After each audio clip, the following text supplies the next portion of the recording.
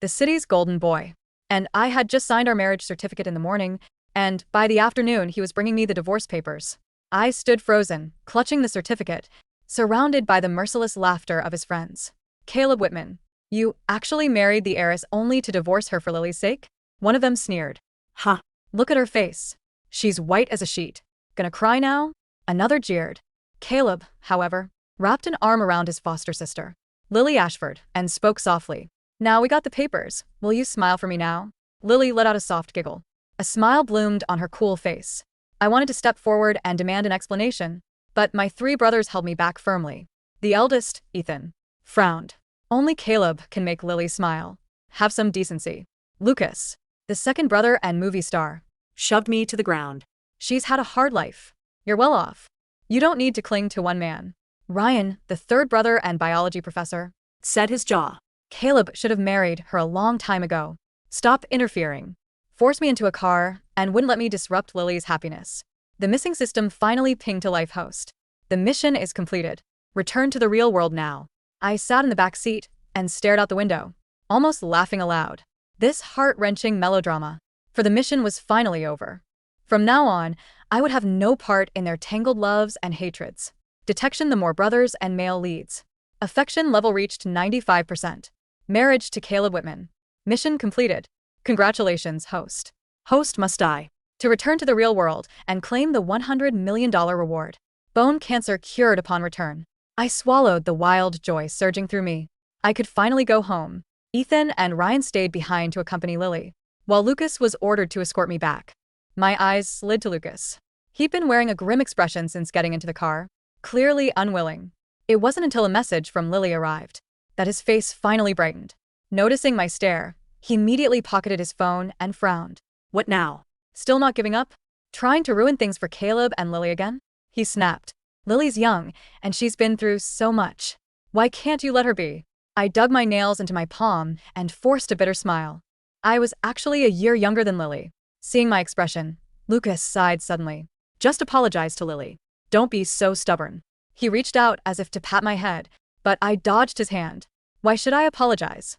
What did I do wrong? Lucas' hand froze, irritation flaring in his voice. Hannah Moore, don't be ungrateful. I closed my eyes. Even if it had all been for a mission. Over the years I developed some real feelings. Their attitudes had actually hurt me, but now it was over.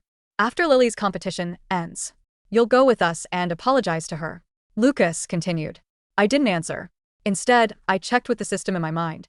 If this body dies, I can go back, right? Yes. I breathed slowly and scanned the area through the window, making sure no one else would be hurt. I opened the door and yanked it wide. Lucas, who had been ranting, screamed, Hannah, what are you doing? I ignored him and jumped out without hesitation. The cold wind slapped my cheeks, and a dizzying weightlessness hit me. I shut my eyes and felt no fear. But the next moment, I felt an arm wrapped tightly around my waist. Someone shielded me in their embrace. As we toppled into the roadside bush, amid the dizzying spin, I heard a muffled groan. We rolled awkwardly and finally stopped. The man holding me was cut and bleeding by branches, while I was untouched. I opened my eyes to Lucas' terrified face and spoke calmly. Let go. Lucas stared at my unreadable face and shouted, I only warned you a few times. You jump out of a car over such a trivial thing. We've spoiled you rotten. Are you just after attention? Stop playing these games. I pulled his hand away and stood up, scanning my surroundings. My eyes caught a black car racing toward us at high speed. I'll say I walked into it. Tell them to get the bumper fixed. I tossed over my shoulder, then threw myself toward the car. Hannah. Lucas screamed in disbelief and scrambled to his feet. But he was too slow. Filled with hope, I anticipated death. Even if I would soon die. After returning to the real world, I didn't want to spend another second in this world. The screech of tires punched the air. The black car slammed to a stop with a wrenching skid. I faltered back and stumbled into Lucas's arms. You are insane, Hannah. Are you really insane? He cried, fingers trembling as he brushed my face and shoulder. Did it hit you?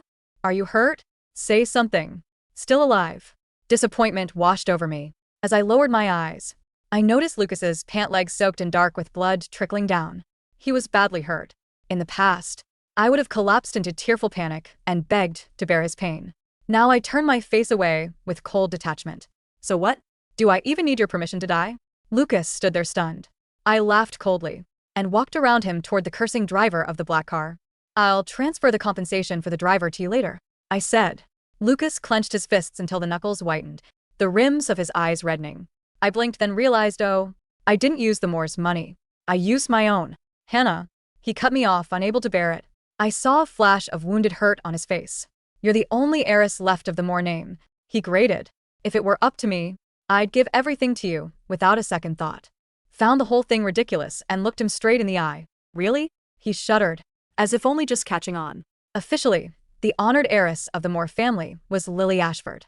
The real Moore daughter, was a scandalous pretender in everyone's eyes. I laughed wild, then tears slipped down my face. Lucas and I used to be inseparable. He even brought me with him to movie sets. Now all he did was wearing a cold face and commanding me to step aside for Lily. He hauled me back into the car. Head down, he muttered. When Lily wins that physics award, we'll declare you the true Moore heir. Everything before that was a misunderstanding. I couldn't be bothered to reply. Turning my head to the window, the scenery rushed past in a blur. Before being transported into this world, I'd been an orphan. During a medical checkup, I was diagnosed with bone cancer. I lay in a hospital bed, slipping into unconsciousness from the pain. When I opened my eyes again, the system had sent me into another world as a 6-year-old child. A voice filled my head. Reach 80% affection. Level with the Moore brothers and Caleb Whitman. Marry Caleb Whitman. You'll receive $100 million and return to the real world. Static hiss followed. I almost thought I'd hallucinated it. Still, to get another shot at life. To have a healthy body again. That wasn't a bad deal. The car hummed on, Lucas gripping my wrist tightly. His fingertips stroked the back of my hand, like he used to soothe my insomnia. As an orphan, I had clung to that kind of affection. I even nearly wanted to stay and give up the mission. But then Lily arrived, the orphan I'd brought into the family, and every ounce of warmth suddenly belonged to her. I went from coy and sulky to desperate and hysterical. And my pain only earned me one line. Stop acting up. Look at what you've become. Car stopped at the Moore estate gate. I tore my hand free and got out. Lucas called after me in disbelief. Hannah, I got hurt because of you. I cut him off flatly.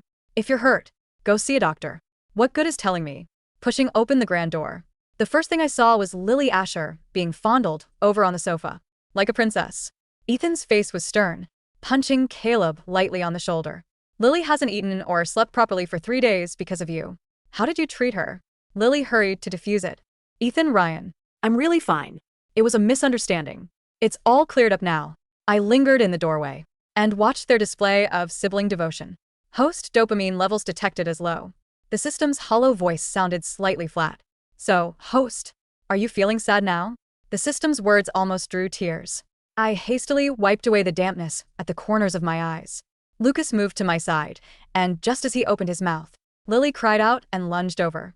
Lucas, how did you get so badly hurt? You. Before she could finish, I slapped her across the face. Lily clutched the reddening cheek in disbelief, as a sharp slap knocked me to the floor. Ethan pointed at me, furious. Hannah Moore, you've been spoiled rotten. Apologize to Lily. I lay on the floor, spitting out a trace of blood. Apologize for what? I'm a twice married cast-off now. Am I not allowed to hit the other woman, too? Ethan's anger rose. What nonsense are you talking about? Lily and Caleb belong together. You're the one who forced your way in. How could you be my sister with such shamelessness? He barked. I laughed, incredulous. Shameless? Caleb was my fiancé.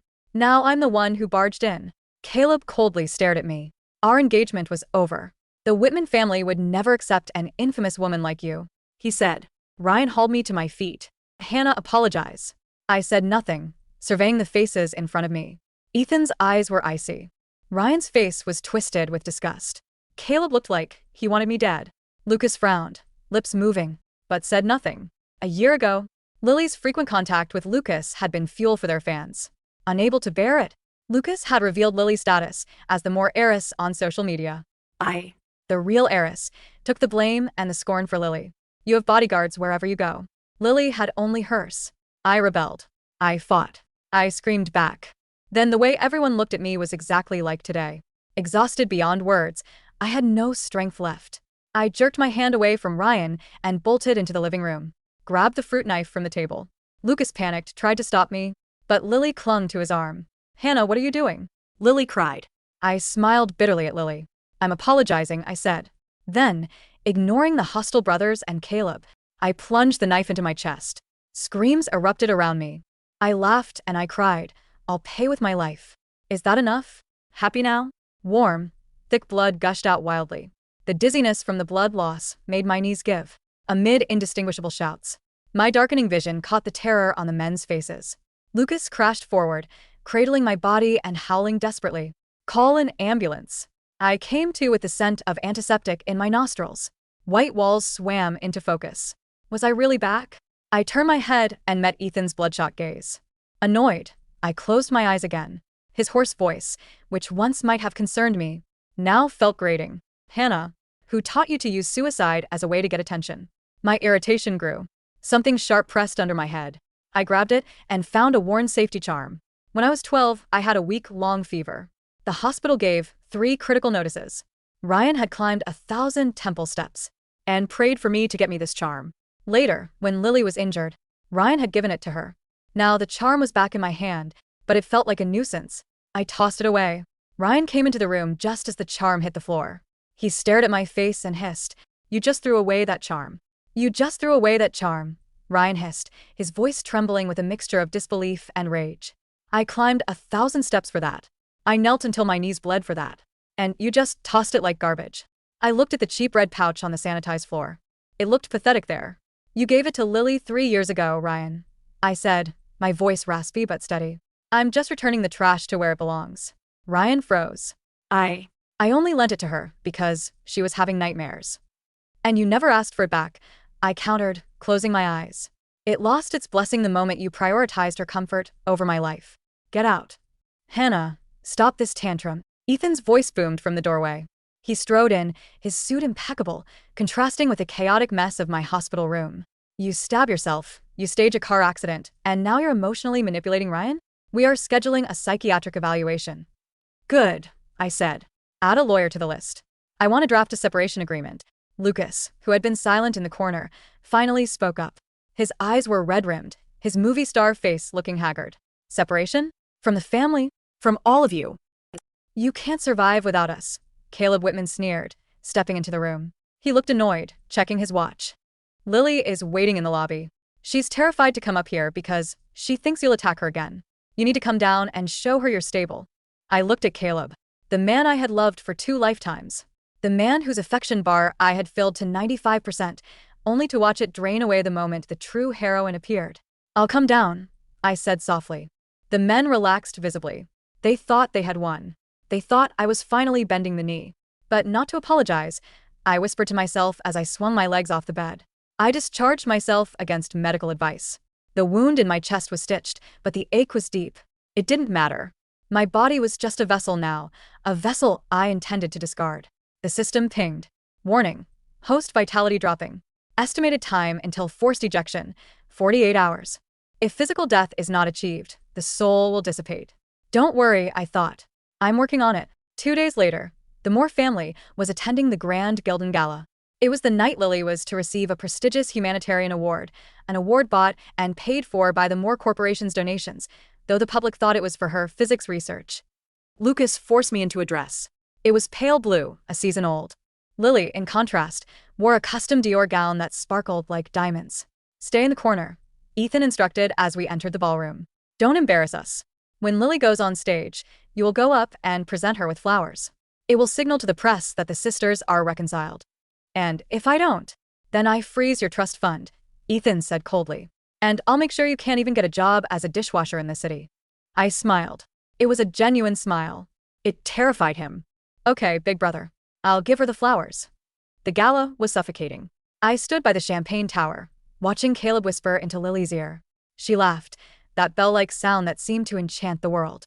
Lucas approached me, holding a plate of hors d'oeuvres. "Eat something. You look like a ghost." "I am a ghost, Lucas. You just haven't realized it yet." He frowned, placing the plate down. "Why do you have to be so difficult? We love you, Hannah. We need you to understand that Lily is fragile. You're strong. You can take the hits. She can't." "I'm strong," I laughed dryly. "I have bone cancer, Lucas." The noise of the party seemed to swallow my words. Lucas blinked. "What?" I said. "The shrimp looks dry." "Elite." There was no point telling him now. It would only look like another bid for attention. "Ladies and gentlemen," the announcer's voice boomed. "Please welcome the star of the evening, Miss Lily Ashford." Applause thundered. Lily glided onto the stage, feigning surprise and humility. Ethan nudged me hard. "Go." "The flowers." He shoved a bouquet of white roses into my hands. White roses. The flowers of morning. How fitting. I walked toward the stage. The spotlight hit me, blinding and hot. I could see the sneers of the socialites, the whispers, the fake heiress, the desperate ex-wife. I climbed the stairs. Lily saw me and took a dramatic half-step back, looking fearful. Caleb, standing in the front row, tensed, ready to rush the stage. I took the microphone. The room went silent. "Congratulations, Lily," I said, my voice clear. "Ethan told me I had to give you these flowers to prove we are a happy family. So, here." I dropped the bouquet at her feet. I didn't hand it to her. I let it fall. But I have a gift of my own. I reached into my clutch and pulled out a document. I unfolded it. "This is a DNA test. Not the one you forged, Ethan. The real one." Ethan's face went purple. "Cut the mic," he roared. "It proves," I shouted over the rising commotion, "that I am indeed the biological daughter. But more importantly, I have here a deed of transfer." I ripped the paper in half. "I renounce the Moore name. I renounce the inheritance. And I renounce you." I threw the confetti of torn paper into the air. "I, Hannah, am an orphan starting today." Pandemonium. Security guards were rushing the stage. Lily was sobbing fake tears into the microphone. I turned and walked off the back of the stage, through the heavy velvet curtains and out the fire exit. The night air was freezing. I was in an alleyway behind the hotel. My chest wound was throbbing, and I could feel the sticky wetness of blood seeping through the bandages. System. 30 minutes remaining. "Perfect timing," I muttered. I heard the heavy metal door slam open behind me. Hannah. It was Lucas. And Caleb. And Ryan. They had chased me out. "You ungrateful brat," Ryan screamed, his breath puffing in the cold air. "Do you know what you just did to our stock prices? To Lily's reputation." I kept walking toward the main road. The traffic was heavy, cars speeding by at 60 miles per hour. "Stop walking away when I'm talking to you." Caleb grabbed my arm, spinning me around. I looked at him. Really looked at him. "Let go, Caleb. Your wife is inside crying." "You are my wife," he snapped, then corrected himself. "Ex-wife. Whatever. You're making a scene." "I'm leaving," I said, calm as a frozen lake. "For good. Stop with the suicide threats." Lucas yelled, tearing his hair out. "It's exhausting. You're not going to do it. You're too selfish to die." Honk. A massive delivery truck was barreling down the road, swerving slightly. The driver was clearly losing control on the icy patch. I saw it. They didn't. They were too busy screaming at me. This was it. The exit door. I yanked my arm free from Caleb. I didn't look at them. I didn't say "I love you" or "I hate you." I just stepped backward. "Hannah, watch out." Lucas saw the headlights reflect in my eyes. He lunged for me. In the original script of my heart, I would have pushed him out of the way. I would have died a hero. But I was done being the hero. I simply didn't move. The truck horn was a deafening scream. The grill of the truck hit me with the force of a freight train. There was no pain, strangely. Just a massive, bone-shattering impact that launched the world into a spin. I saw the sky, then the asphalt, then the sky again. I landed hard, rolling like a broken doll into the gutter. Silence. Then, a scream that sounded like an animal being slaughtered. It was Lucas. "Hannah." I lay on the wet pavement. My vision was fading, turning into static. I could hear running footsteps. Someone was lifting my head. Warm liquid dripped onto my face. Tears? Blood? "Call 911. Do it now." Caleb's voice. He sounded terrified. "Why?" He hated me. "Hannah, look at me. Look at me." "Ethan." The stern brother. His voice was cracking. "Don't close your eyes. That's an order." I managed to open my eyes one last time. They were all there, hovering over me. Their faces were pale, splattered with my blood. "Why?" I tried to speak, but blood choked me. "Don't speak," Ryan sobbed, pressing his hands frantically against my crushed chest. "Please, God, don't speak." I smiled. It was a bloody, broken thing. "Mission complete," I whispered. "What?" Lucas leaned in, his tears hitting my cheek. "What did you say?" "Free," I breathed. The system's chime rang out, beautiful and clear, audible only to me. "Host death confirmed. Extracting soul in 3, 2, 1. The world went black. The last thing I heard was the sound of my brothers screaming my name, a sound filled with a regret that came far, far too late. 3 days later. The Moore mansion was silent.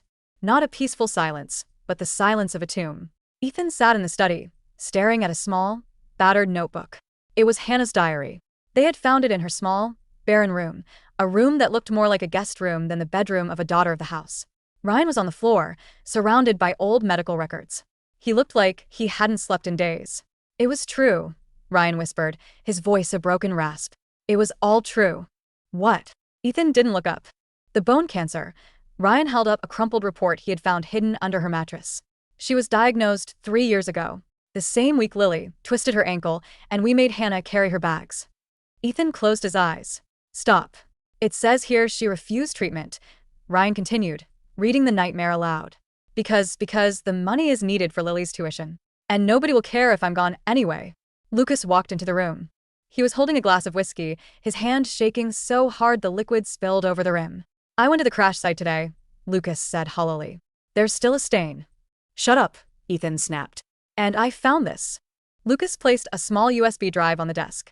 It was in her safety deposit box. The lawyer gave it to me this morning. They plugged it in. A video file popped up. It was dated a month ago. On the screen, Hannah appeared. She looked pale, tired, but she was smiling. Hi, the video Hannah said. If you're watching this, I'm dead. Finally. The men in the room flinched, as if struck. I know you're probably relieved. Or maybe you're feeling guilty. If it's guilt, don't worry. I don't blame you. I don't forgive you, but I don't blame you. You were just characters in a story that wasn't about me. She leaned into the camera. Ethan, you always wanted a perfect family. I hope Lily gives that to you. Lucas, you wanted a star. I hope she shines bright enough. Ryan, you wanted someone to protect. I hope she never breaks. She paused, and for a second, a look of profound sadness crossed her face. Caleb, you were the hardest. I really did love you. But love shouldn't hurt this much. So, I'm taking my love back. The money in my account, the money I made for my part-time jobs while you guys were buying Lily Couture, I've donated it to the orphanages. Don't look for me. Don't bury me in the family plot. Just let me go. The screen went black. Caleb, who had been standing in the doorway, slid down to the floor, burying his face in his hands. A guttural sob tore from his throat. She was sick, Caleb choked out. She was dying for 3 years and we told her she was seeking attention. We killed her, Lucas whispered. We literally drove her into that truck. I hit her. Ethan stared at his own hands. That day in the living room, I hit her. The realization settled over them like a shroud. They couldn't fix this. There was no apology that could bridge the gap of death. They had spent years worshipping a false idol in Lily, while the sister who had actually loved them, who had silently endured their cruelty, rotted away in the shadows. Lily Ashford entered the room, dressed in black, looking appropriately mournful. Ethan, are you okay? The funeral director needs to know. Get out, Ethan said. His voice was low, dangerous. What? Lily blinked. I said get out. Ethan stood up and threw the glass whiskey tumbler against the wall. It shattered, shards flying everywhere. Get out of my house. Get out of my sight. But, I'm your sister. You're nothing. Ryan stood up, his eyes wild. You're a leech. Hannah died because of us catering to you. Get out before I kill you. Lily fled, screaming. But it didn't matter. The house was empty. The world was gray. The golden boy, the movie star, the professor. They were just broken men in a broken room, haunting a future that Hannah Moore would never be part of. Beep, beep, beep. The rhythmic sound of a heart monitor. The smell of antiseptic, but this time, it was different. It smelled clean. Fresh. I opened my eyes. I was in a private hospital room. Sunlight streamed through the window, bright and warm. I took a deep breath. My chest, it didn't hurt. The crushing weight, the sharp needles of cancer pain, it was all gone. Welcome back, Hannah. A doctor in a white coat smiled, checking my chart. Your latest scans are miraculous. The bone lesions have completely recalcified. You're in remission. Actually, you're cured. It's medically impossible, but here we are. I sat up. I felt strong. I wiggled my toes. I stretched my arms. A notification pinged on the phone on the bedside table. Bank of America. Wire transfer received. $100 million. I stared at the number. 100 million. I laughed. It started as a giggle and erupted into a full-bellied laugh, tears of pure joy streaming down my face. I was alive. I was rich. And I was free. 6 months later, I sat on the balcony of my villa in Tuscany, sipping a vintage red wine. The sun was setting over the vineyards, painting the sky in hues of purple and gold. I had no family here. No brothers to scold me. No husband to cheat on me. Just me, my money, and the infinite horizon. I picked up my tablet. Out of morbid curiosity, I searched for more corporation. The headlines filled the screen. More empire crumbles. CEO Ethan Moore institutionalized after mental breakdown. Actor Lucas Moore retires from cinema. I can't act happy anymore. Professor Ryan Moore disbarred for assault on sister Lily Ashford. Caleb Whitman bankrupt. Spent fortune trying to clone deceased wife. I scrolled through the photos. They looked 10 years older. Hollow. Haunted. They were living in a hell of their own making. I felt nothing. Not pity. Not anger. Just a mild indifference, like reading about a tragedy in a history book. I turned off the tablet and looked at the man walking onto the balcony. He was tall, with kind eyes and a smile that didn't hide any cruelty. "Ready for dinner, Hannah?" he asked, holding out his hand. I took it. His grip was warm and secure. "Yes," I said, turning my back on the screen, on the Moors, and on the pain of a previous life. "I'm ready." I walked into the light, and I never looked back.